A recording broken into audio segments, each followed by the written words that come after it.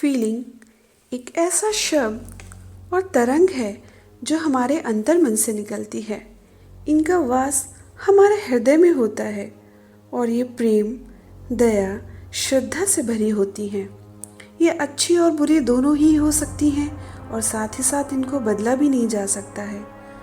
अगर हमें किसी व्यक्ति या वस्तु से अच्छी फीलिंग नहीं आती तो हम उसे चाह के भी अच्छे में नहीं बदल सकते हैं। इन फीलिंग्स का हमारे रिश्तों में बहुत महत्व होता है, या यूं कहें कि ये हमें एक दूसरे से जोड़े रखती हैं।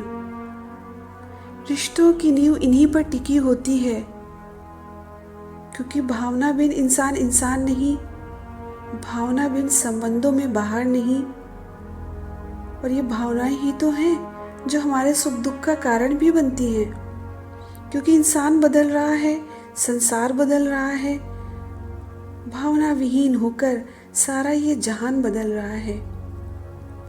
ये फीलिंग्स ही तो हैं जो कभी ज़्यादा उमड़ती हैं, कभी कभी कम पड़ती हैं, कभी अच्छी होती हैं तो कभी बुरी बन जाती हैं, और भावनाएं मन में न जाने क्यों घर कर जाती हैं। कभी आंसू बन बह जाती हैं तो कभी आंखों में अंगारे सी दमकती हैं।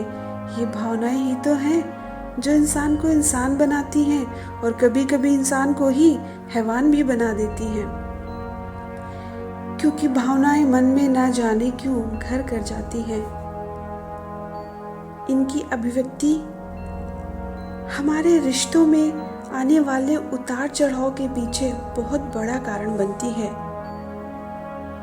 एक इंसान क्या, जानवर भी अच्छी तरीके से फीलिंग को समझता है, हम जो भी उसके साथ अच्छी या बुरी करते हैं।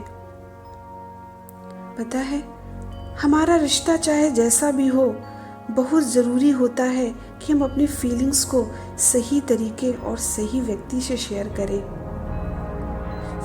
फीलिंग्स की अभिव्यक्ति करना बहुत ज़रूरी होता है। एक रिश्ते में सिर्फ फीलिंग्स का होना ही काफ़ी नहीं है, उनका 100% होना ज़रूरी होता है, क्योंकि इनके बिना शायद सब कुछ अधूरा है। हमें अपनी फीलिंग्स को समझना चाहिए और साथ ही साथ इनकी कद्र भी करनी चाहिए, क्योंकि इनको समझना और इनकी कद्र करना हमारे लिए बहुत ज़रूरी होता है। इसके साथ ही हमें सतर्क भी रहना चाहिए। पता है, कभी भी अपनी फीलिंग्स को अपने ऊपर हावी ना होने दें, क्योंकि आज के ज़माने में लोग आपकी फीलिंग का गलत फ़ायदा उठा सकते हैं। इसलिए ध्यान रहे कि भावनाओं में बहने से अच्छा है कि इनको कंट्रोल में रखें। और जहाँ एक गलत व्यक्ति से शेयर की गई फीलिंग आपको नुकसान पहुँचा सकती है, ठीक उसी समय सही व्यक्ति से यही शेयर की गई फीलिंग न सिर्फ आपको बल्कि उस इंसान को और आप दोनों के रिश्तों को पहले से कहीं ज़्यादा मजबूत बनाती है।